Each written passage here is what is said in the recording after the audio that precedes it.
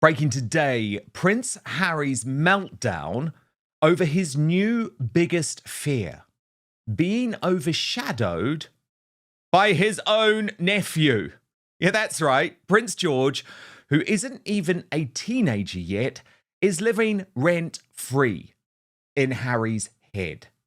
Because Harry knows, as he gets older, as the hairline thins ever more, as his rants become far less charming, as his little jokes no longer hit in the same way. Let me tell you, mate, it's just a reality. I've been in your 40s, don't I know it?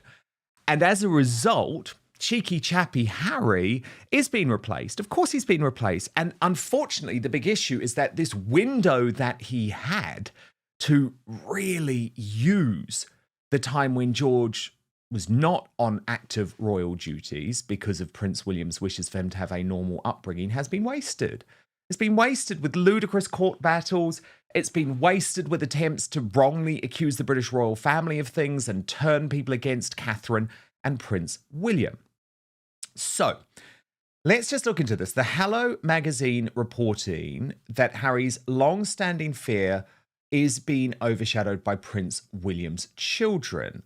Prince George, 12, Princess Charlotte, 11, and Prince Louis, 8, have grown up in the public eye just like their uncle. But in recent months, the limelight has been on George in particular, as he is set to embark on his secondary studies in September at a still undisclosed school. So, Angela, I thought it was really important to do a deep dive about Harry's mentality around this. Is it true that this meltdown at the moment is because of his paranoia over the fact that he knows eventually all of that power and all of that attention is going to move from him and shift to Prince George? Let me tell you, page 2, all right? Now, that's right at the beginning, and I wrote this book. So this is your biography of Harry, and you spent all of that time with him. And I said, he's in a rush to make his mark and seems to treat life as a race too.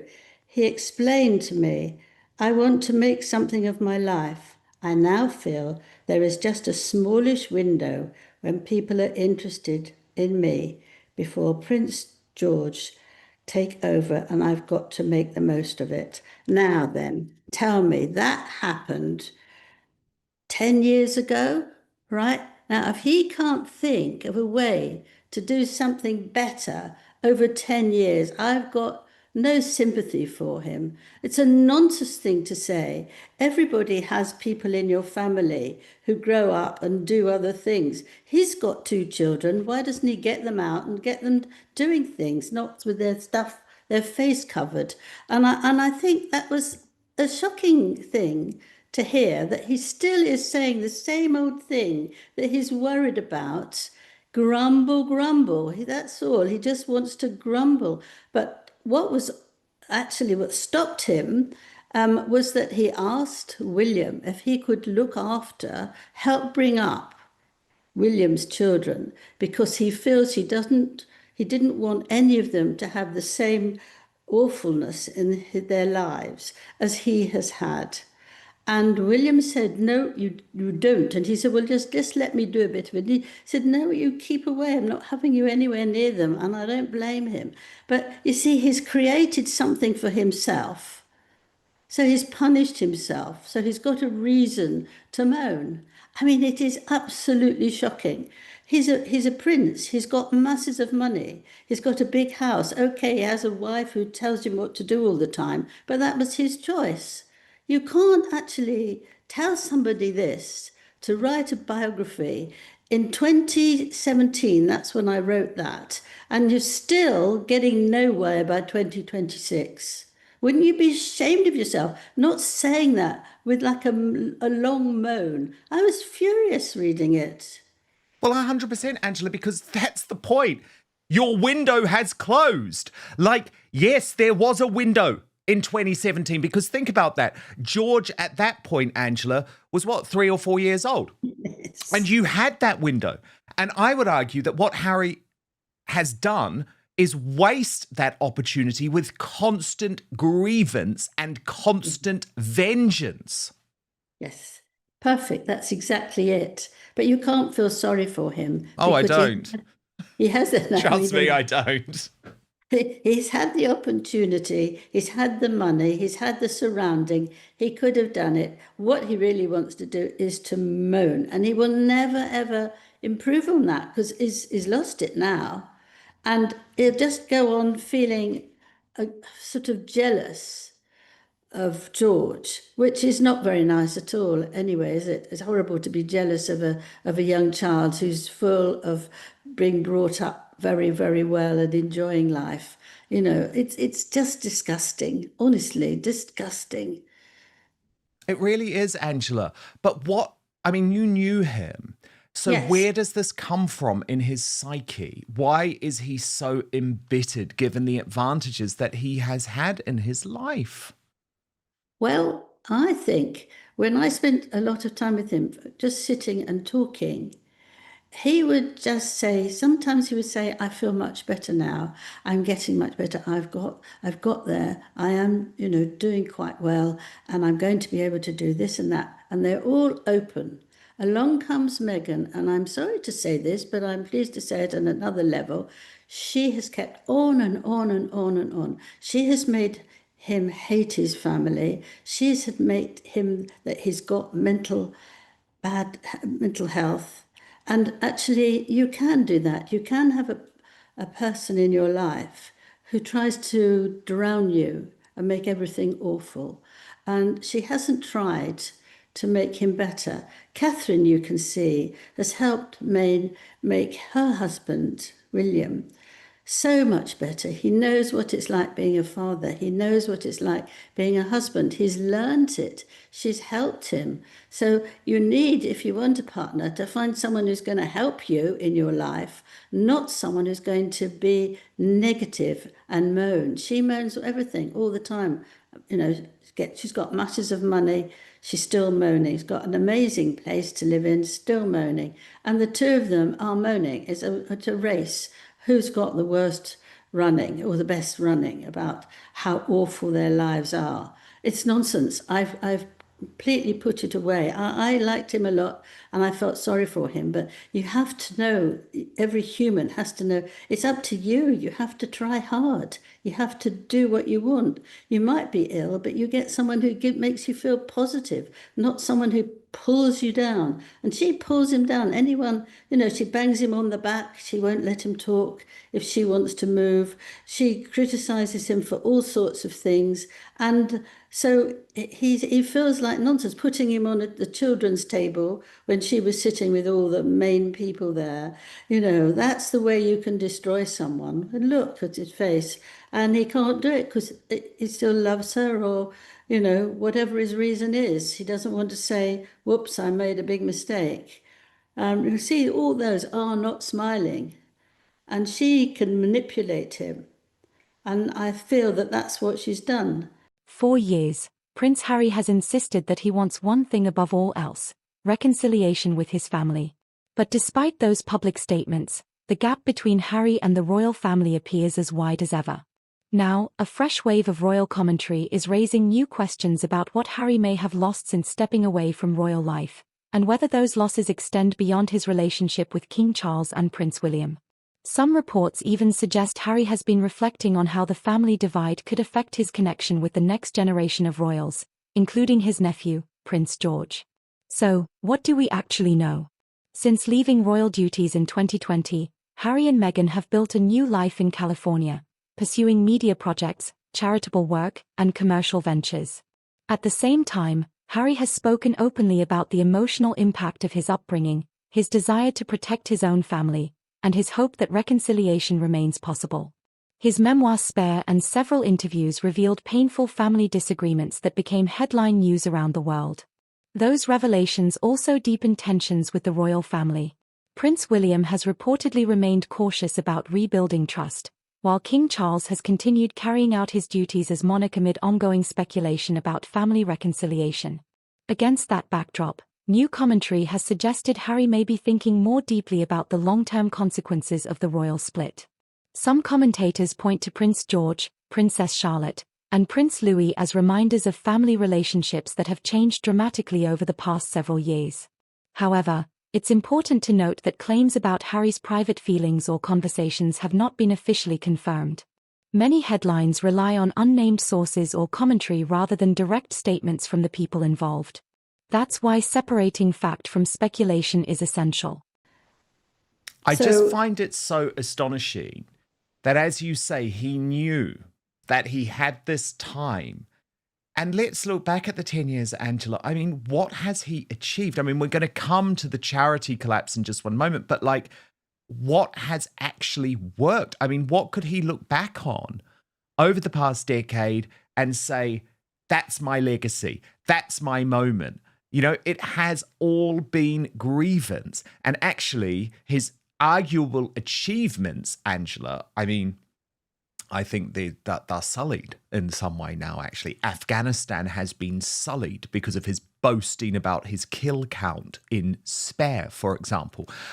His charity work has been sullied because we know the truth from Dr. Sophie Chandoka about Centre Bali. And of course, we're going to come to the other one in just one moment. Archewell's been shut down altogether.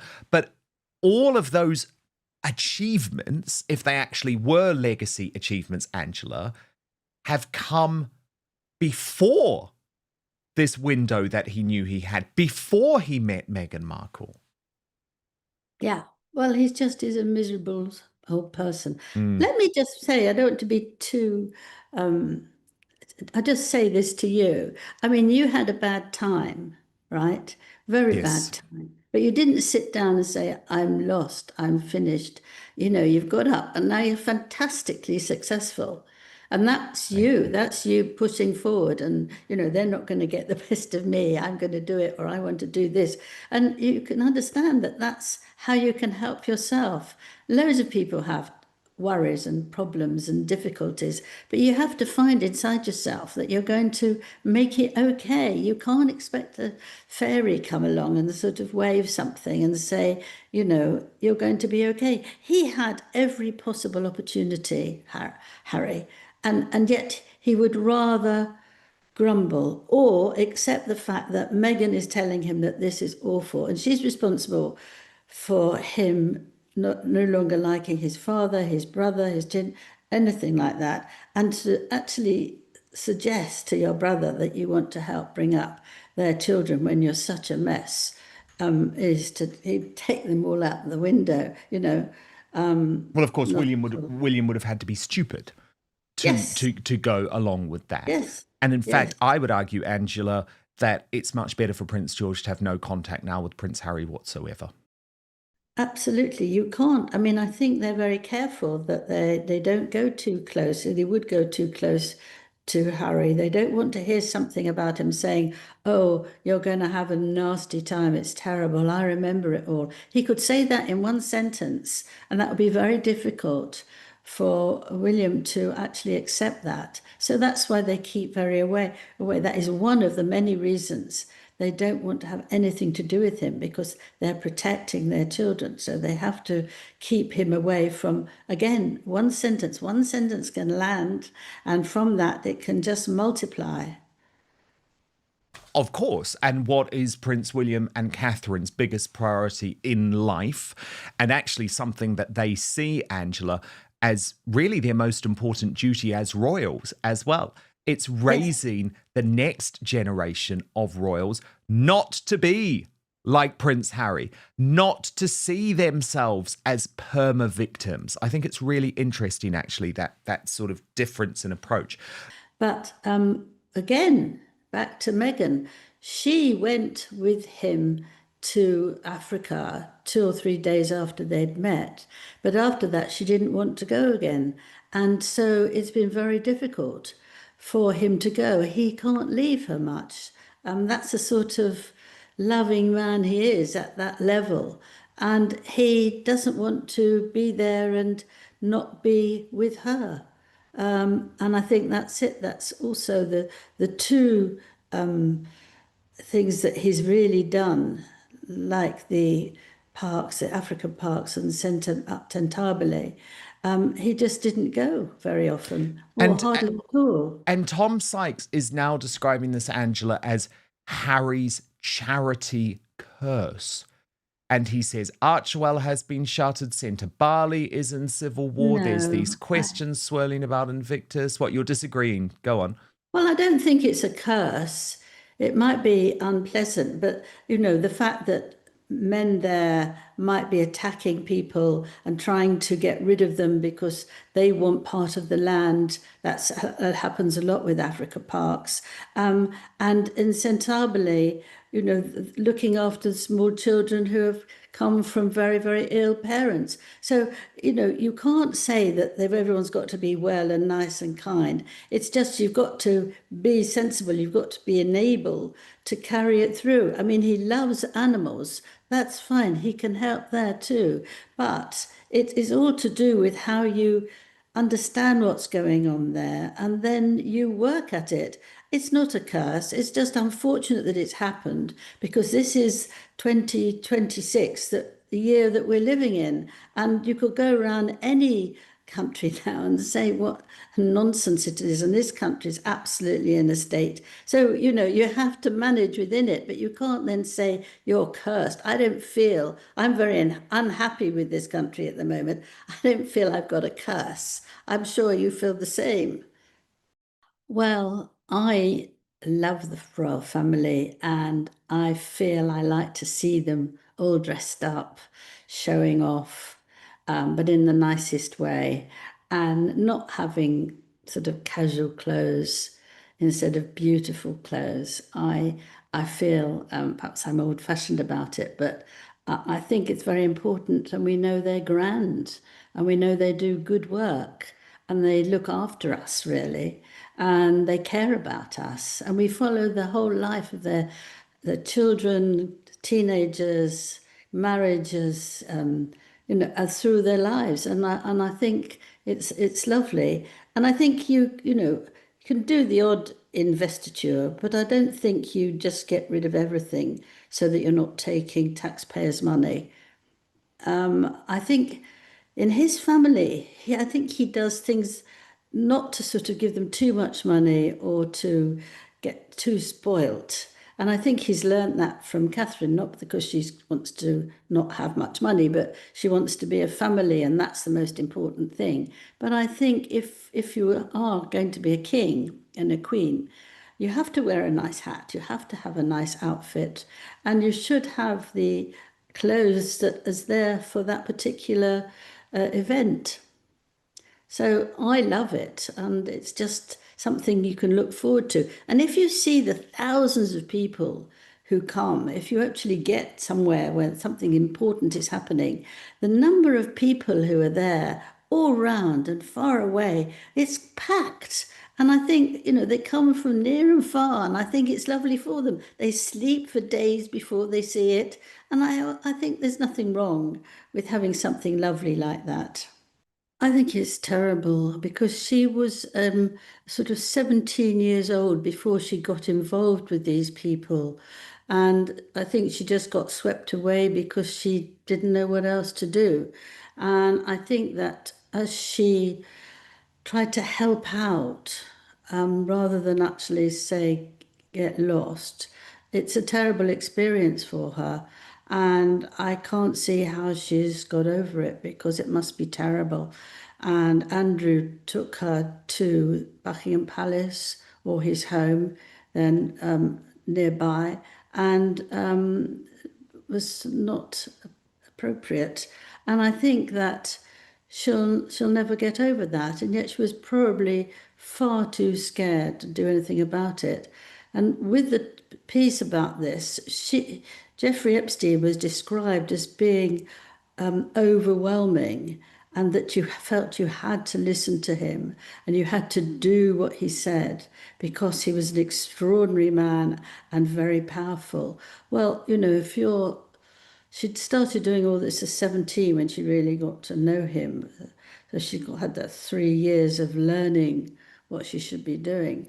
But you are scared of somebody like that. It's anyone who's a boss in a situation that you're working in.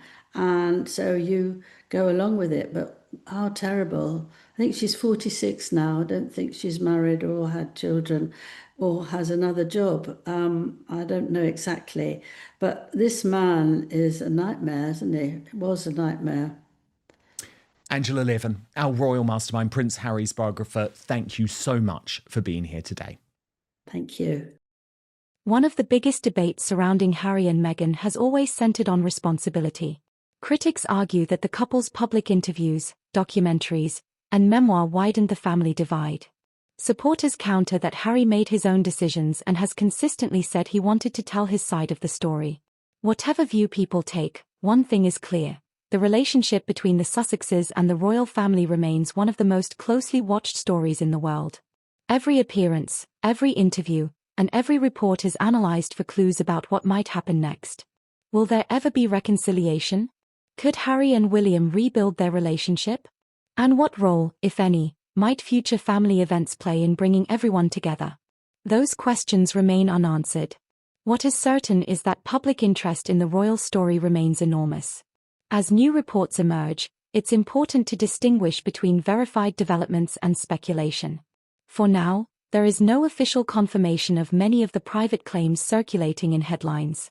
But the discussion itself reflects how deeply people remain invested in the future of the royal family. Whether reconciliation comes sooner, later, or not at all, the next chapter will undoubtedly attract worldwide attention. What do you think? Do you believe Prince Harry and Prince William will eventually rebuild their relationship? Or has too much happened for trust to be restored? Share your thoughts in the comments below. If you enjoyed this video, please like, subscribe, and turn on notifications for more royal news and analysis. Thanks for watching, and we'll see you in the next video.